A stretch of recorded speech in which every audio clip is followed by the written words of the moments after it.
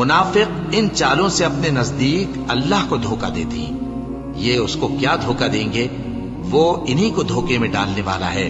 اور جب یہ نماز کو کھڑے ہوتے ہیں تو سست اور کاہل ہو کر صرف لوگوں کے دکھانے کو اور اللہ کو یاد ہی نہیں کرتے مگر بہت کم۔ ڈاواں ڈول ہو رہی ہیں، نہ ان کی طرف ہوتے ہیں نہ ان کی طرف، اور جس کو اللہ بھٹکائے تو تم اس کے لیے کبھی بھی رستہ نہ پاؤ گے۔ اے اہل ایمان، مومنوں کے سوا کافروں کو دوست نہ بناؤ۔ کیا تم چاہتے ہو کہ اپنے اوپر اللہ کا صریح الزام لو؟ کچھ شک نہیں کہ منافق لوگ دوزخ کے سب سے نچلے درجے میں ہوں گے اور تم ان کا کسی کو مددگار نہ پاؤ گے۔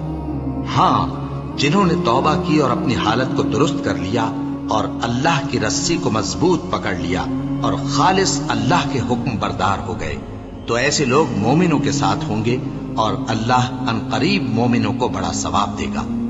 اگر تم لوگ اللہ کے شکر گزار ہو اور اس پر ایمان لے آؤ تو اللہ تم کو عذاب دے کر کیا کرے گا؟ اور اللہ تو قدر شناس ہے، دانا ہے۔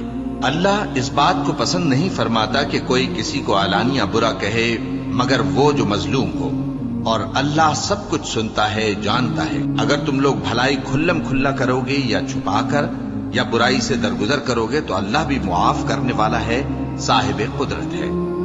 جو لوگ اللہ سے اور اس کے پیغمبروں سے کفر کرتے ہیں اور اللہ اور اس کے پیغمبروں میں فرق کرنا چاہتے ہیں اور کہتے ہیں کہ ہم بعض کو مانتے ہیں اور بعض کو نہیں مانتے، اور ایمان اور کفر کے بیچ میں ایک راہ نکالنی چاہتے ہیں، وہ یقیناً کافر ہیں، اور کافروں کے لیے ہم نے ذلت کا عذاب تیار کر رکھا ہے۔ اور جو لوگ اللہ اور اس کے پیغمبروں پر ایمان لائے اور ان میں سے کسی میں فرق نہ کیا یعنی سب کو مانا، ایسے لوگوں کو وہ عنقریب ان کی نیکیوں کے صلے عطا فرمائے گا، اور اللہ بخشنے والا ہے، بڑا مہربان ہے۔